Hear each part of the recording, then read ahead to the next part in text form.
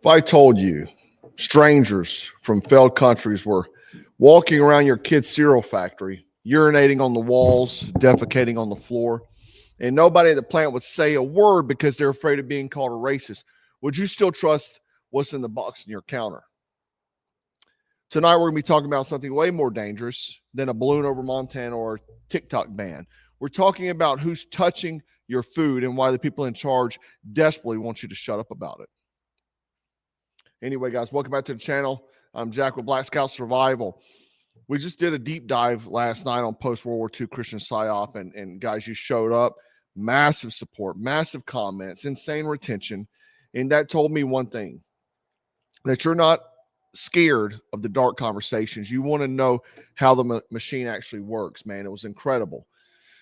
I'm really blown away. Honestly, I thought that video was going to be very bad because people are going to be upset and so on and so forth. But, you know, there's a few people upset. But for the majority, man, you guys want that type of information. So I'm excited for that. So tonight we're going to peel back another layer of this rotten onion. The deliberate sabotage and weaponization of America's food supply. And yeah, we're going to talk about that Minnesota food plant story where a worker says Somali migrants were urinating and defecating all over the food production facility. And we're going to talk about the food plants mysteriously catching fire, foreign interests buying up farmland, and a government that treats you like the problem anytime you notice the pattern. Anytime you notice the pattern, you're now the problem. Now, let me start with the clip that lit the fuse. Okay, this guy worked at a food processing plant up in Minnesota.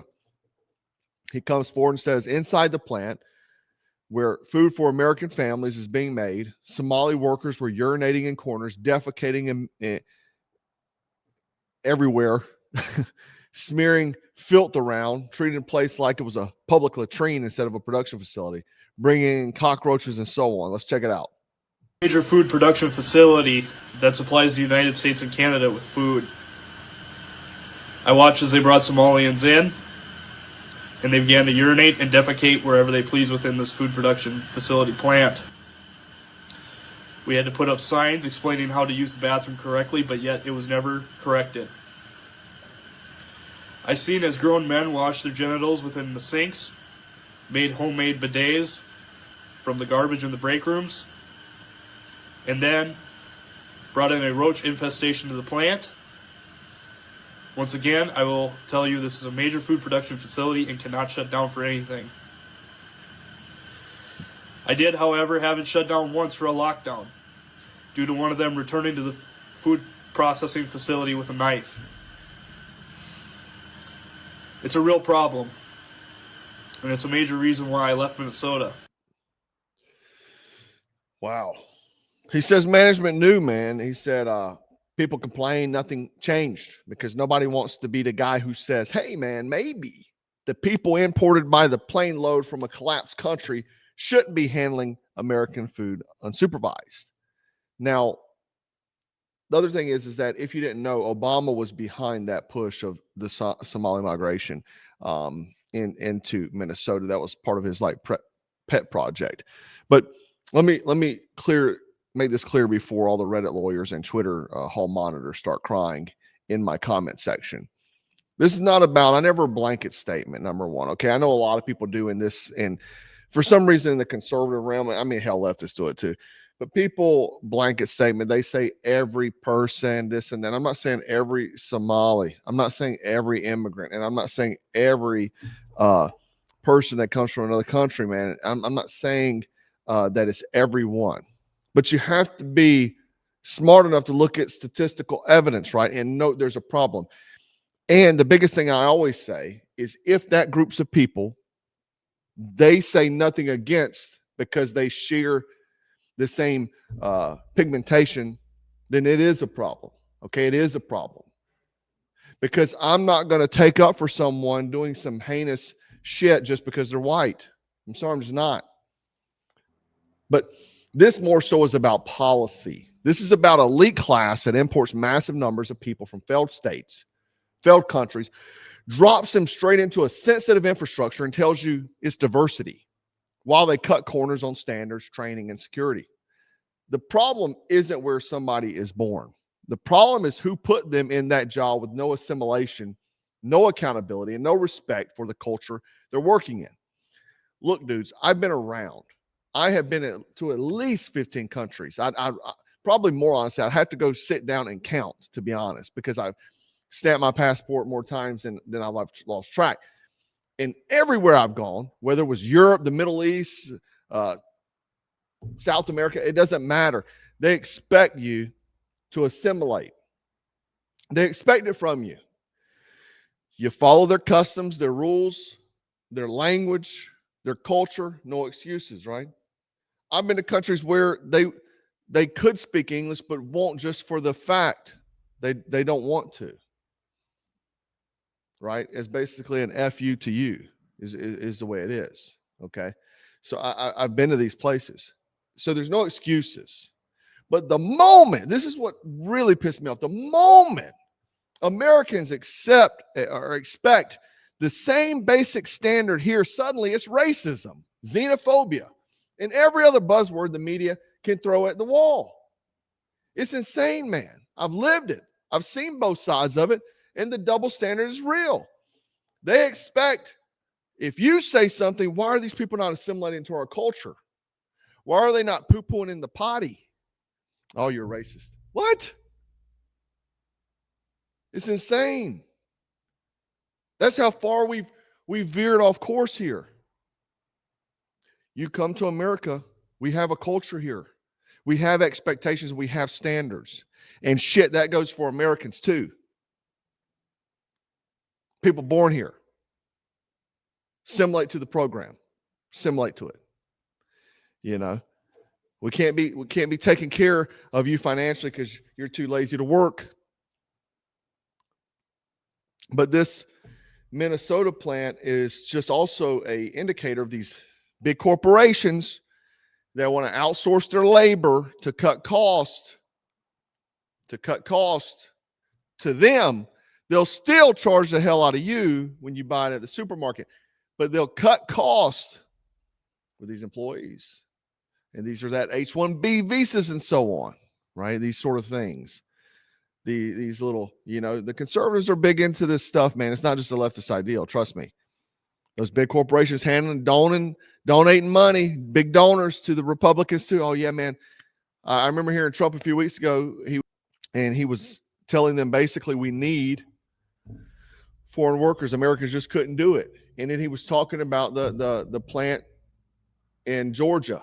But we have, when these things open up, there's never going to be a country like what we have right now. And does that mean the Republicans have to talk about it, Laura? And does that mean the H-1B visa thing will not be a big priority for your administration? Because if you want to raise wages for American workers, you can't flood the country with tens of thousands or hundreds of thousands of foreign workers. You also do have to bring in talent.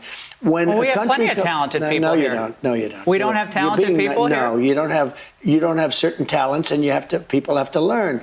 You can't take people off an unemployment line and say, I'm going to put you into a factory where we're going to make missiles, or I'm going to put How did we ever do it before? Well, I'll give you an example. In Georgia, they raided because they wanted illegal immigrants out. They had people from South Korea that made batteries all their lives. You know, making batteries are very complicated. It's not an easy thing and very dangerous. A lot of explosions, a lot of problems. They had like 500 or 600 people, early stages, to make batteries and to teach people how to do it. Well, they wanted them to get out of the country. You're going to need that, Laura. I mean, I know you and I disagree on this. You can't just say a country's coming in, going to invest $10 billion to build a plant, and going to take people off an unemployment line who haven't worked in 5 years, and they're going to start making missiles. It doesn't work that way. Okay, they got raided. And he was saying, oh, Americans couldn't do it. It's not true. Their whole workforce were foreign workers. It's not true. Americans can do anything. We've dominated the world. Americans do anything.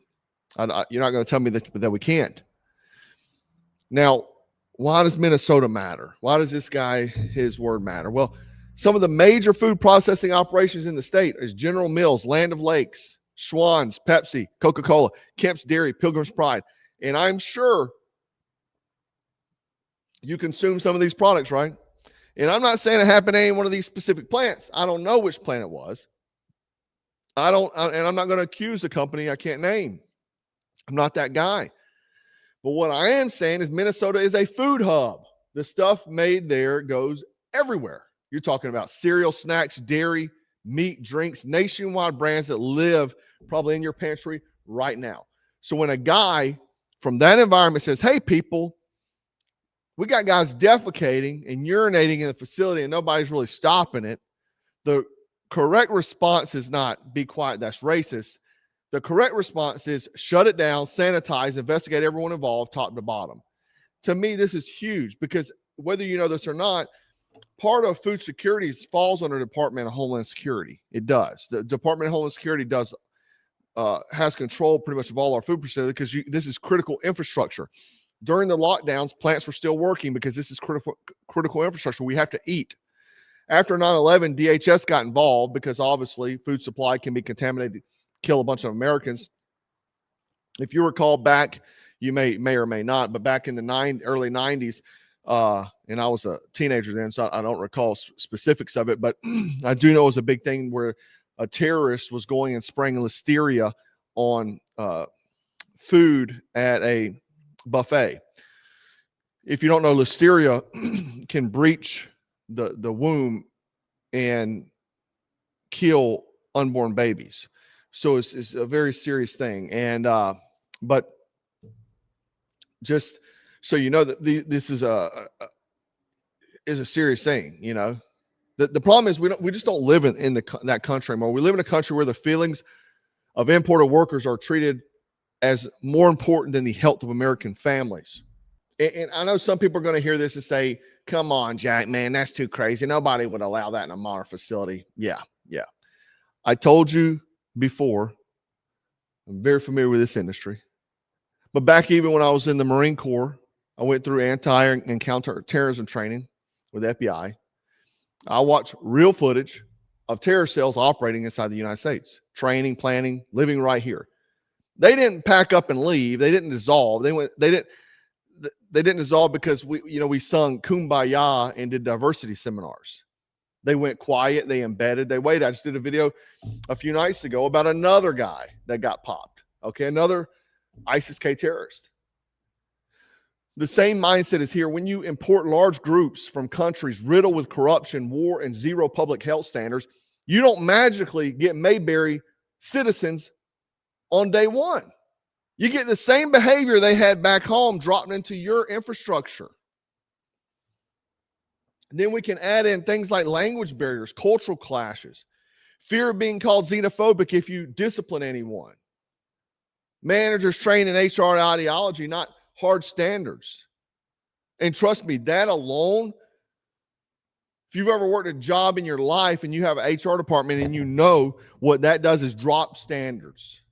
It drops standards. It ties the hands of management, supervision. They're not allowed to push workers to even work. And now you're going to get plants where nobody wants to rock the boat, even if the boat is literally filling with sewage. Right? Now, let's just zoom out for a moment. All of this would still be bad if it was just one disgusting food plant. But for the last few years, we watched a mysterious wave of food processing plants catching fire, exploding, or shutting down.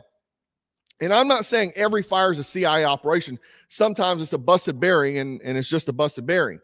But step back and look at the pattern. Dozens of incidents in a short window of time. You're talking poultry operations, grain facilities, distribution centers, meat processing, many of them critical nodes in the supply chain. And every time people notice and say, hey, man, why are so many food facilities going offline? The media does what it always says. There's no pattern here. Conspiracy theorists are overacting. Go back to sleep, citizen. Same thing with the train derailments. There's a train derailment every other day a while back, right? But this is the same script as everything else. Everything. Oh, election issues, man, safest election in history. Biolabs, they don't exist. Food plants, man, just your imagination. Meanwhile, shelves get thinner, prices go up, and the margin of error in the system gets smaller. And let's just even hop on this.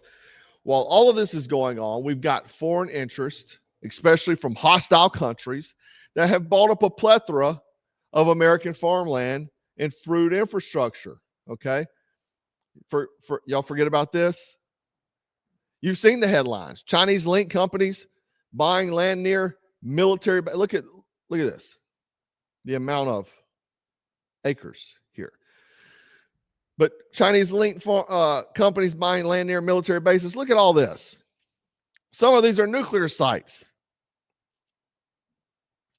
We have serious investors acquiring large acre, foreign investors quietly acquiring massive acreage of cropland. Bill Gates also, and he was just up there dining with Donald Trump. Multinational conglomerates swallowing independent processors. Okay. So we had the big guys eating the little guys, and then we wonder why the food is so costly. And again, man, it's not about an individual farmer. It's about the control. Who controls the land, the seeds, the fertilizer, and the processing? Controls the population.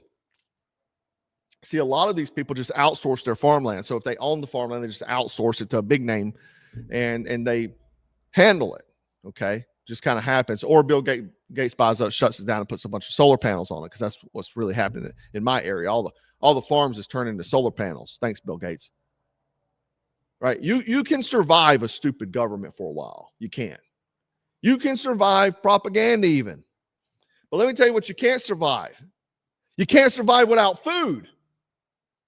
And when the same regime that can't protect Americans inside our own country is letting your food system be captured by hostile interests, that's not incompetence anymore, man. That's policy. That's somebody getting their wallet padded.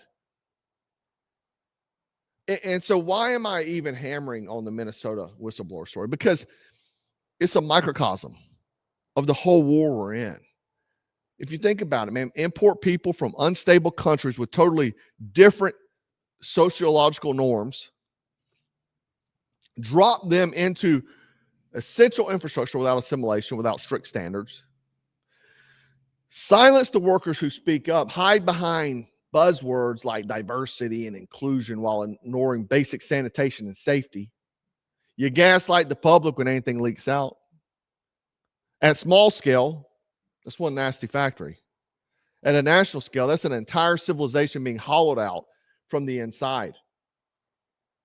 And what do they say when you notice it? Well, if you talk about this, you're hateful. If you question this, you're an extremist.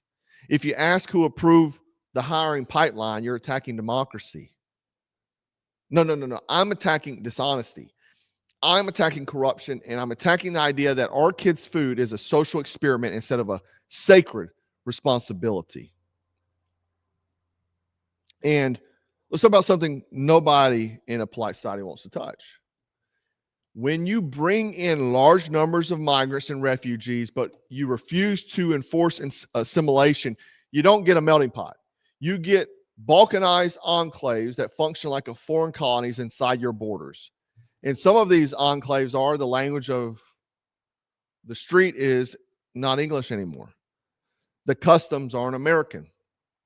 The loyalty isn't to the Constitution, it's to the clan, tribe, or foreign political movements. It's like whenever we saw all of these people protesting the ICE and so on, they were out there with their country's flags. Well, if your country's doing so well, why the hell did you come here? If you're so proud of that flag, why not stay under that flag?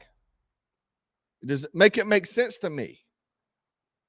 If I were to become an expat and leave this country, you think I'm going to go around and push my agenda on you? No, I left the place. It must have been bad enough for me to leave.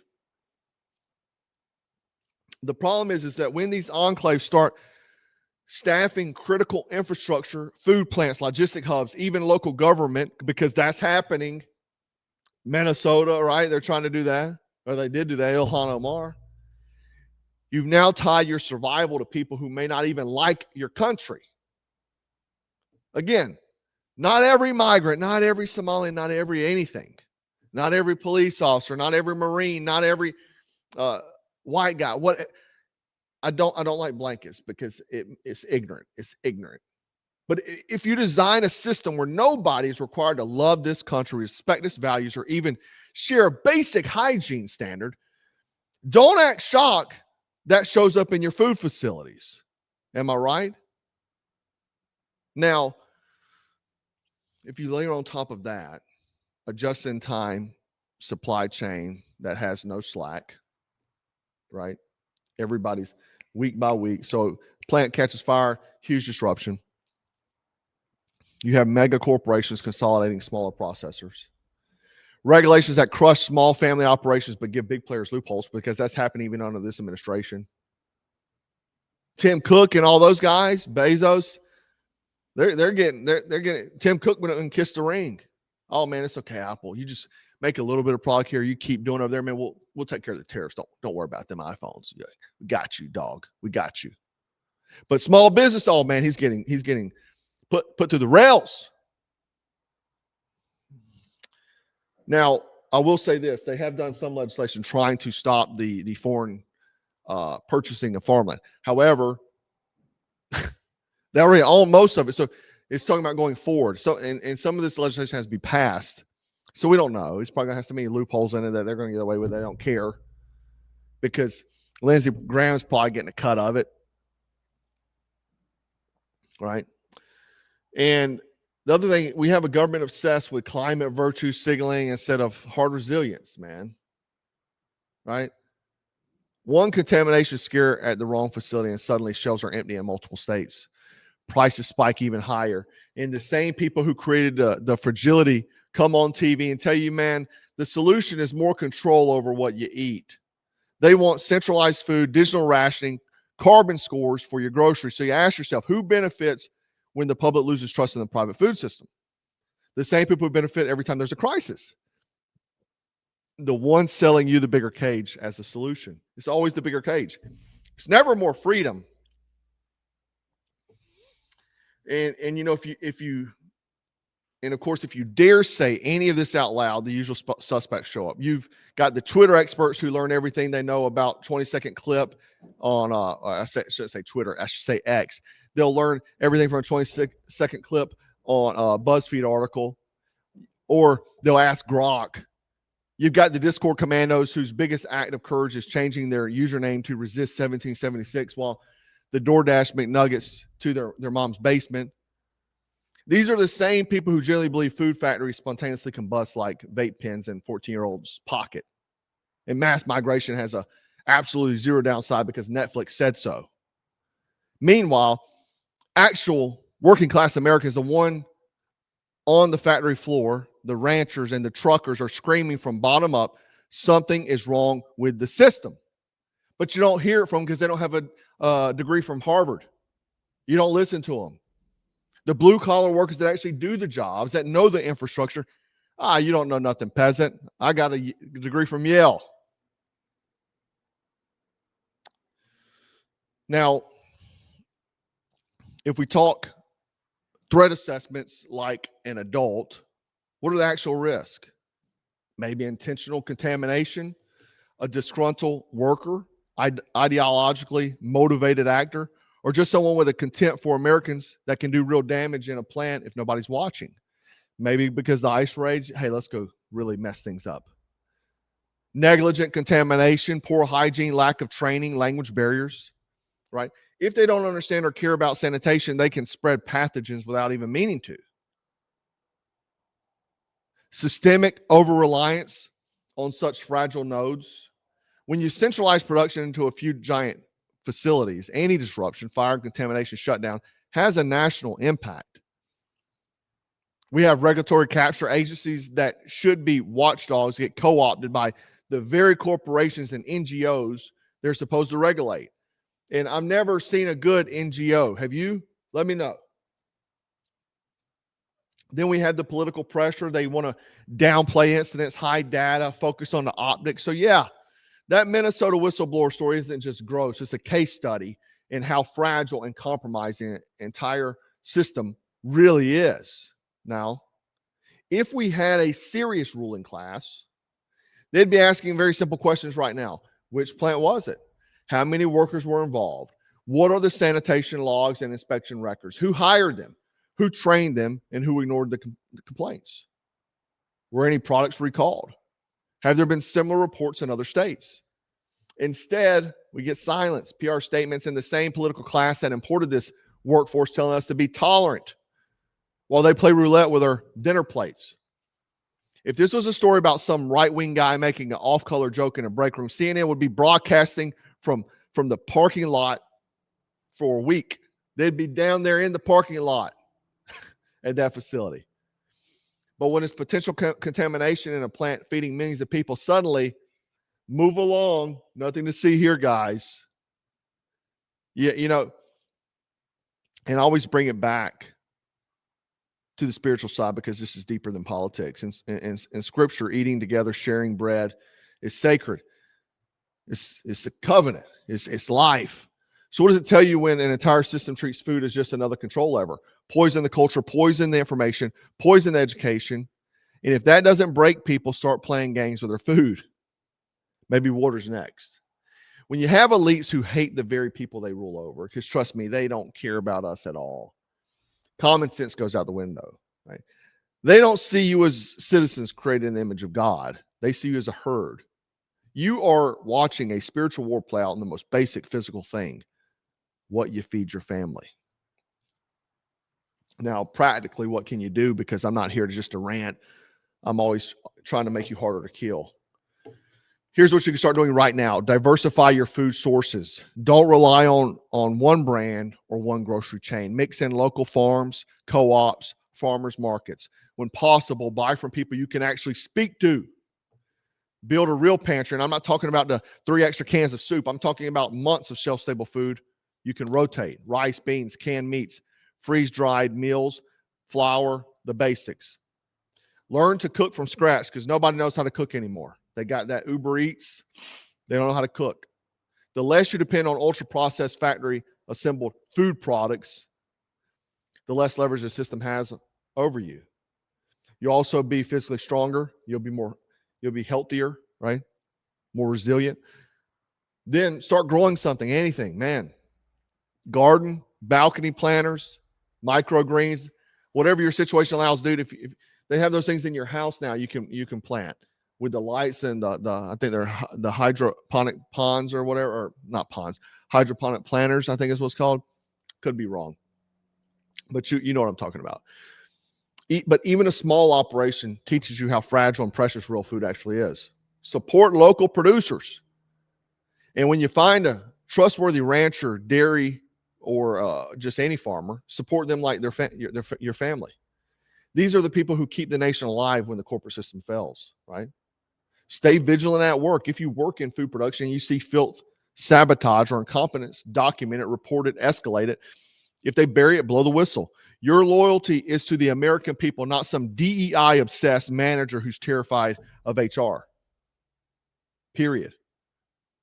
And to the people in power who may stumble across this video, if you were actually serious about public health, you would stop placing unassimilated populations straight into critical infrastructure. Enforce ruthless sanitation standards equally across the board. Break up corporate monopolies that pull our eggs into a handful of giant, fragile baskets. And you'd actually punish executives and officials who cover up contamination. Also, get rid of the people that came here to destroy the country. They don't care about being American, that came here illegally, and so on. It's just a fact. Come to America the right way and assimilate to our culture. Don't expect us to change ours. Or if we say something about it, you want to call us names. But to the politicians, man, if you don't do this, the things I'm saying, it's because you're not serious about protecting Americans. You're serious about protecting the system that keeps you rich while everyone else gets weaker and more dependent. Right? And where I land on this, guys, is we got migrants in key parts of our food chain with zero loyalty to this country. We've got fragile, centralized infrastructure that can be crippled with just a few well-placed incidents. We've got foreign interests owning our farmland. I don't care if it stopped today. Let's get it back. And we've got political class that calls you names for even noticing. CNN will call you a name for even noticing this stuff. You can't outsource your safety to people who openly despise you. Being a man in this era means being a shepherd and a shield for your family, your community, and your tribe. That includes their spiritual health, their mental health, and yes, their literal food on their plates. You don't have to live in fear, and I'm not saying that. This is not what this is about. But you do have to live awake. No one is coming to save us, not a politician, not a party, and not some global committee. It's you, it's me, and it's the men and women who still care enough to say, I'm not eating lies anymore. I'm not feeding my kids from a system I know is rotten, and I'll build something stronger, even if I have to do it myself, period. And I think that's the most important thing. And one thing I want to say, guys, is even after last night's video is that, I heard Steve will do it. I think he was part of NELK or what have you. He kind of broke off or what have you. But he was in an interview recently, and because, he's been deplatformed right and left. And they were kind of like talking trash to him about not having any followers. And he's like, I don't care about that. To me, it's about the community. And that is exactly like I don't care about having a lot of subscribers. I don't care about having a bunch of numbers on a screen. What's important to me and what has motivated me so much is our community. Like, I feel our community. We are like-minded people. And that's why I appreciate you guys so much. And I love to see people join our tribe, because I know you value the same things we do, right? And you're living this life. This no one is coming to save you, becoming hard to kill, falsely threatened and dangerous. You're living this lifestyle. And it really, and you're not buying the bureaucratic bullshit. It makes me know that we're going to be okay.